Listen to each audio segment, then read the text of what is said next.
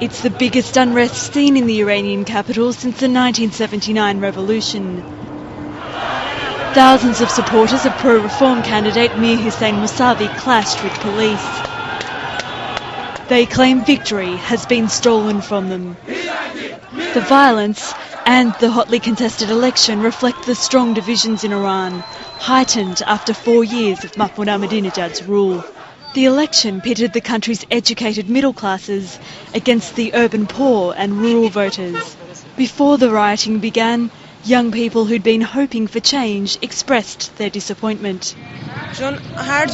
When I woke up, I was shocked because in polling booths everywhere, Mousavi was in front. Not many people were voting for Ahmadinejad. Many young people supported the pro-reform movement, as did some Iranians old enough to remember the Islamic Revolution. For the first time in 30 years, the silent majority has taken to the streets. And this silent majority is behind a movement demanding change. But on the other side of the political divide, Ahmadinejad has many loyal supporters. There were fair elections. The result was what the people wanted. Meanwhile, to prevent the unrest from spreading, authorities have blocked the country's mobile phone network and some internet sites. There seems to be a systematic shutdown of communication networks in Iran. Yes, up until a few hours ago, Facebook and YouTube were still working. So young opponents who went out on the streets with their cell phones could film and communicate on what they saw. They could also call each other to the streets by using cell phones. Text messaging was down, but you could still call one another. Now that cell phones are down, it's very hard for them to mobilize on the streets, so there's clearly a will of the government to clear the streets and to stop the anti-Ahmadinejad and pro-Mousavi opponents from organizing. Now, many people in Iran won't be able to see what's going on in the capital, Tehran, as a result of that, because the TV networks aren't carrying it, and now the internet and the phone networks are down. Well, what's happening right now is that Iran has a very large diaspora abroad, and these people are constantly on the phone to tell their friends what's going on. Another thing that's interesting that happened in the last hour is that since Facebook was cut, these same friends abroad have been sending pirate material so that their friends in Iran could go around the blockade of websites. All right. And it's working. All right. Marianne Niaisi from France 24's Internet Desk, many thanks indeed for joining. Joining us now is LA Times correspondent Bozu Dargahi, who joins us on the line now from Tehran. Bozu, then, we've had very little word of what's been going on in Tehran overnight. Describe for us what you've been able to see. Well, I think things have calmed down now, for now. We'll see again what happens tonight. But up until a few hours ago, pretty much chaos ruled in certain parts of the city. There were major clashes between stone-throwing demonstrators and baton-wielding riot police. The police would beat the demonstrators surging forward, and then a hail of rocks would come falling down on the riot police, and they would retreat, and then the protesters would push forward in a back and forth games that went on all night. Fires burned throughout the city. The smell of burning plastic from trash bins mingling with the tear gas canisters that were being fired off at regular intervals. You could hear the pop, pop, pop all throughout the city. It was quite something. Now, from what you could see, from what you could gather, the protesters as such, were they all young students? What kind of people were taking to the streets? Generally, there were young, but there were women, there were middle-aged people hovering around the crowds, chanting slogans. People were out from all walks of life. I would not necessarily call them students.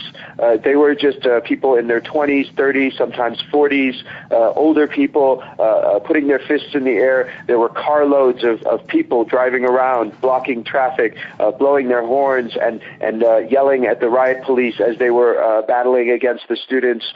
People people were coming out of their apartment windows screaming, "God is great, God is great," in a defiance of the riot police and the authorities as a sign of protest against the marred election of President Mahmoud Ahmadinejad.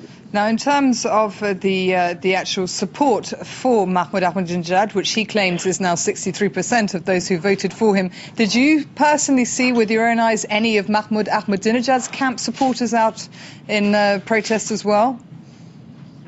No, they weren't out in protest, but some of Mahmoud Ahmadinejad's supporters, in terms of the various Muslim militias, were out wielding clubs, assisting the police in trying to beat the demonstrators. Tonight, however, Ahmadinejad supporters bust in, some of them from the provinces, will get together for a mass rally at Freedom Square, where the president will solidity his great triumph.